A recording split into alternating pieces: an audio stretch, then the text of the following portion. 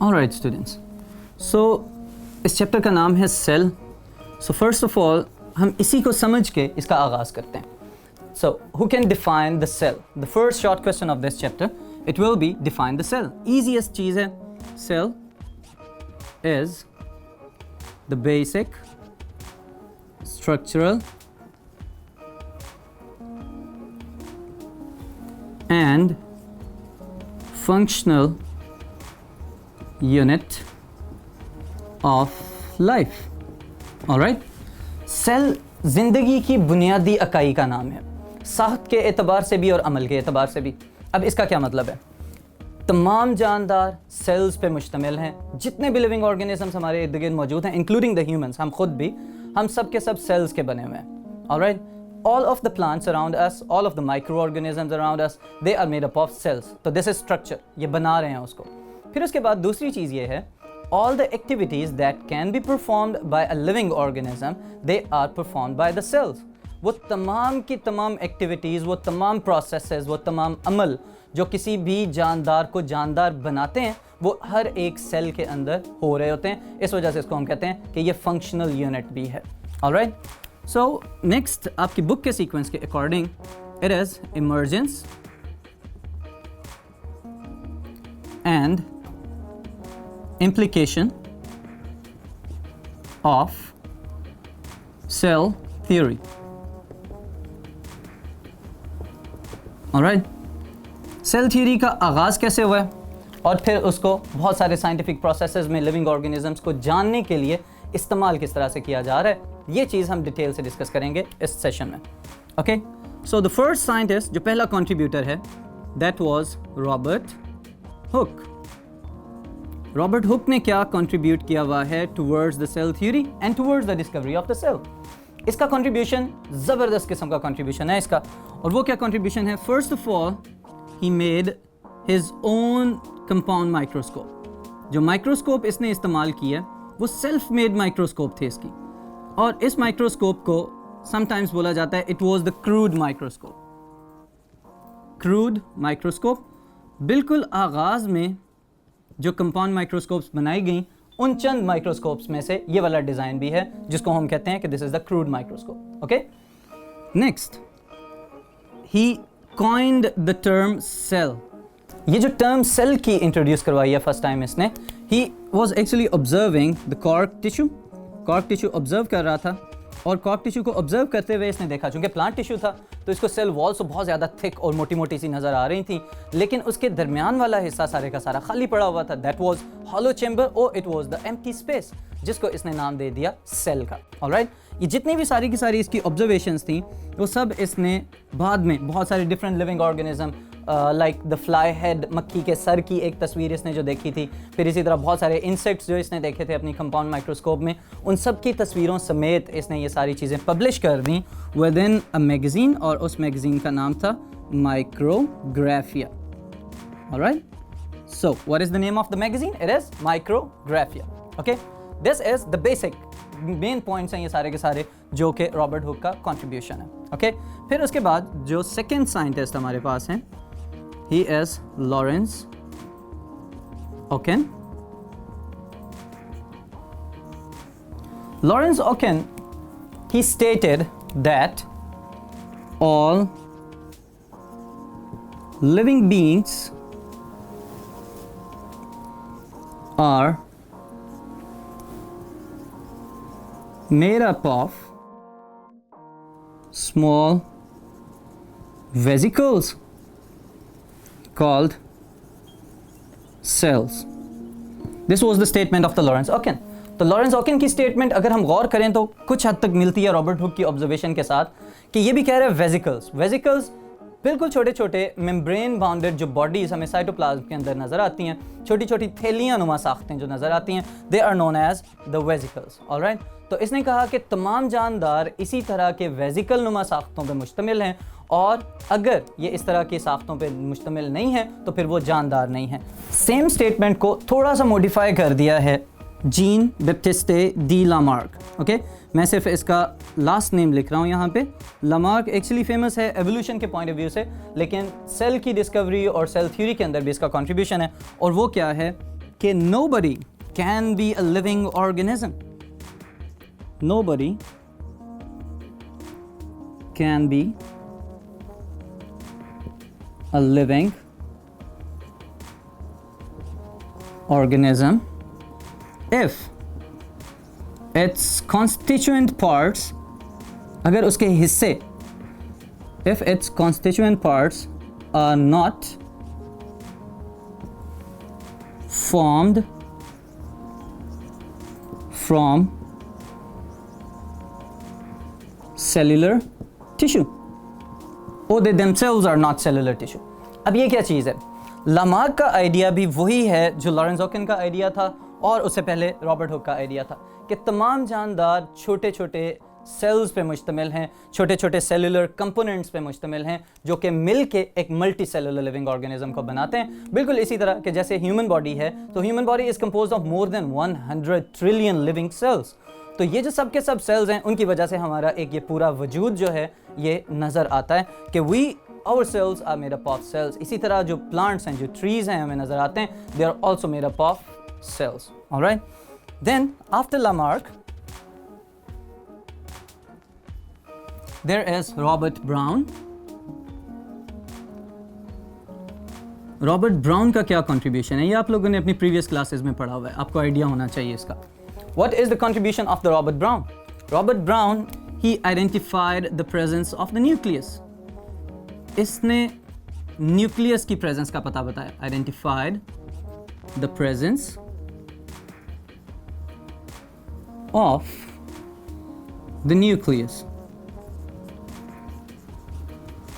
Alright? अब ये चीज़ थोड़ी सी मॉडिफिकेशन थी। In easy words we can say कि ये थोड़ी सी एडवांसमेंट है रॉबर्ट हुक के कॉन्सेप्ट के अंदर। और क्या एडवांसमेंट है कि the cells are not empty spaces. Cells जो हैं वो अंदर से कोई खाली जगह नहीं है, बल्कि इनके अंदर एक डार्क ब्राउन कलर की डेंस बॉडी मौजूद है। And that dense body is what? It is nucleus. Nucleus is the control centre of the cell. तो न्यूक्लियस की डिस्कवरी का सेहरा रॉबर्ट ब्राउन के सर जाता है। इसने डिस्कवर किया था कि the cells they are not empty, they are not empty spaces. Instead, there is a dark brown dense body present in the center of the animal cells, or it can be present on a side of the plant cells, और इसका नाम है nucleus, मरकज़ा जिसको हम कहते हैं। Alright? फिर after Robert Brown, two of the famous scientists, Schleiden and Schwann, इनकी वजह शोहरत क्या हो सकती है आपके ख्याल में? ओके, Schleiden and Schwann, इन दोनों का जो फ्रेम ऑफ वर्क है, जो काम इन्होंने किया हुआ है, चूंकि करीब करीब थे अपनी रिसर्च के लिहाज से, तो इस वजह से इन दोनों को हमेशा साथ साथ रखा जाता है। What is the contribution of Schleiden and Schwann towards the cell theory? तो जो मेजर कंट्रीब्यूशन है इनका, वो बजाते खुद क्या है? 3 postulates of the cell theory। इन्होंने समराइज किया सारी की सारी पुराने रिसर्च वर्क को और प्रपोज किए 3 postulates जिनको आज तक हम याद करते हैं सेल थ्योरी के नाम से। Alright? So this is the biggest contribution from Schleiden and Schwann। फिर इसके बाद इन्होंने कहा कि every cell is made up of 3 basic parts. हर सेल जो है वो 3 बेसिक पार्ट्स पे मुश्तमिल है, और वो 3 बेसिक पार्ट्स क्या हैं? Number 1 it's nucleus, number 2 is cytoplasm, and the third one is the outermost living boundary of the cells, that is plasma membrane. Alright students, so ये सेकंड कंट्रीब्यूशन है इनका कि इन्होंने बताया कि जो सेल हैं वो यूकैरियोटिक हैं या प्रोकैरियोटिक हैं, उनके पास 3 बेसिक कंपोनेंट्स होने चाहिए। In the prokaryotic cells nucleus की जगह पे एक और डेंस बॉडी होती है, that is known as nucleoid, जिसमें उसका क्रोमेटिन मटेरियल या जेनेटिक मटेरियल पड़ा होता है। ऑलराइट, फिर एक और बात इन्होंने यहाँ पे कही, और वो क्या चीज़ थी? That is cell wall is an extra layer. ये बड़े काम की बात है यहाँ पे।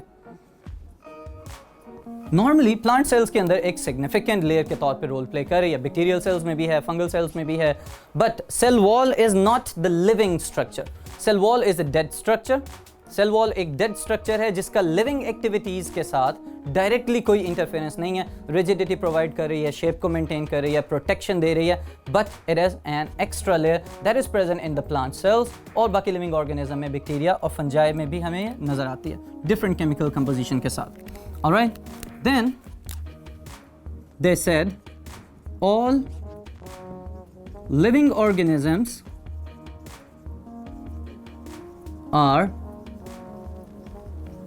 made up of cells or cell products।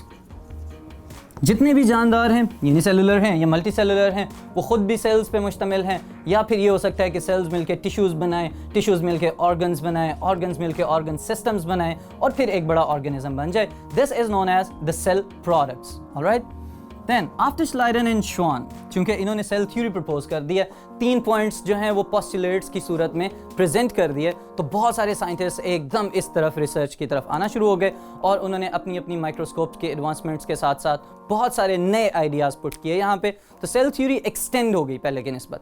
अब जब सेल थ्योरी एक्सटेंड हुई है तो उसमें जो सबसे बड़ा नाम हमें नज़र आता है, he is Rudolf virtue.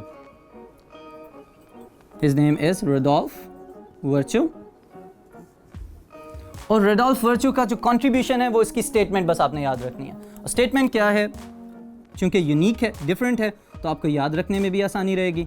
Omnis cellular E cellular. अब इसका मतलब क्या है? ओमनिस सेल्यूलर ई सेल्यूलर, ये एक बिल्कुल डिफरेंट चीज़ है, चूंकि यूनिक है तो यही इसके याद रखने का भी बायस है। Omnis new, cellular cells, E X या old, और technically अगर हम इसको कहें तो we can say pre-existing, and cellular again cells। अब ये idea omnis cellular e cellular का जो आइडिया है, this is actually known as the idea of the biogenesis। idea of biogenesis क्या है? Living organisms can only be produced by living organisms। जानदारों को सिर्फ जानदार पैदा कर सकते हैं। रुडोल्फ वर्च्यू ने जब इसको ट्रांसलेट किया है तो इसकी ट्रांसलेशन के अंदर इसने बड़ा एक इंटरेस्टिंग बात की। रुडोल्फ वर्च्यू कहता है ओमनिस सेलुलर ई सेलुलर living organisms come from pre existing cells, और फिर इसने थोड़ा और जोर दिया, life begets life, begets life, begets life, कि जानदार चीज़ें जानदार चीज़ों से, जानदार चीज़ें जानदार चीज़ों से, और जानदार चीज़ें और जानदार चीज़ों से पैदा हो सकती हैं। This is known as the statement of ओमनिस सेलुलर ई सेलुलर। ये एक स्ट्रॉन्ग कॉन्ट्रडिक्शन थी towards the concept of abiogenesis, और ये एक स्ट्रॉन्ग सपोर्ट थी towards the concept of biogenesis. Now what is abiogenesis? Abiogenesis पुराना फिलोसॉफिकल आइडिया है कि लिविंग्स और लाइफ can spontaneously originate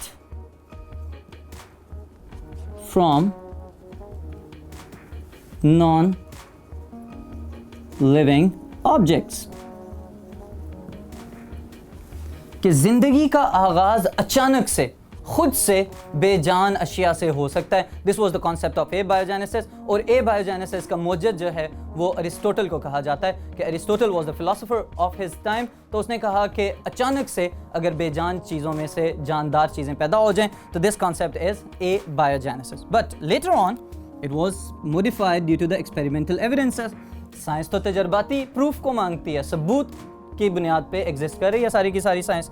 तो हम कहते हैं कि biogenesis has an experimental support. तो एक्सपेरिमेंटल सपोर्ट है, that's why it is more acceptable. और वो क्या है कि life can only be produced by life, और in other words living organisms can only be produced by living organisms. जानदार सिर्फ जानदारों से पैदा हो सकते हैं, बेजान अशिया से पैदा नहीं हो सकते। This is the concept of biogenesis. Alright, और ये है कंट्रीब्यूशन रुडोल्फ वर्च्यू का, जिसको बाद में एक्सपेरिमेंटली प्रूव किया है Louis Pasteur, one of the famous microbiologists, और इसने एक टेक्निक इंट्रोड्यूस करवाई हुई है जो आज तक हम लोग अपने दूध को प्रिजर्व करने के लिए यूज़ करते हैं, and that is pasteurisation. Alright, the technique pasteurisation, ये माइक्रोबायोलॉजिस्ट और माइक्रो ऑर्गेनिजम्स की ग्रोथ को रोकने के लिए ही ये टेक्निक इंट्रोड्यूस करवाई गई थी कि इसको अल्ट्रा हाई टेम्परेचर पे हीट अप किया जाए, उसके बाद कूल डाउन कर लिया जाए, तो माइक्रो ऑर्गेनिजम्स की ग्रोथ को आप एक लिमिटेड टाइम के लिए रोक सकते हैं, और उतनी देर के लिए आपके जो डेयरी प्रोडक्ट्स हैं दे कैन बी कंज्यूम्ड, और अगर वो टाइम गुजर जाए, उसके बाद एक्सपायरी डेट क्रॉस हो जाए, तो मे बी पॉसिबिलिटी है लिविंग ऑर्गेनिजम्स रीएक्टिव हो जाएं और वो चीज़ इस्तेमाल के काबिल ना रहें। ऑलराइट, सो लुइस पास्चर, इसके लिए बस इतना ही लिखूंगा मैं यहाँ पे, ही सपोर्टेड biogenesis by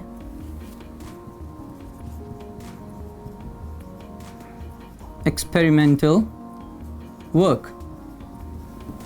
इसने एक्सपेरिमेंट परफॉर्म किए, there was a series of experiment, और उन एक्सपेरिमेंट्स के बाद इसने जो है ये आइडिया, जो बायोजेनेसिस का आइडिया था, इसको मज़ीद एक साइंटिफिक अप्रोच प्रोवाइड की। तो that's why Louis Pasteur is one of the biggest supporters of the idea of biogenesis और the concept of abiogenesis, जो बेजान चीज़ों से जानदार चीज़ें पैदा करने वाला कॉन्सेप्ट था, उसको रिजेक्ट करने में एक साइंटिफिक सपोर्ट लुइस पास्चर हमें दे रहा है। After Louis Pasteur and Rudolf Virchow, the next contributor is August Wiseman.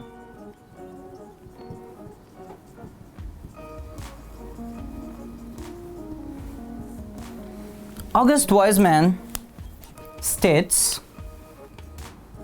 all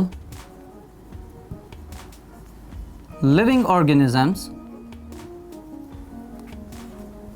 have similar origin according to their organization,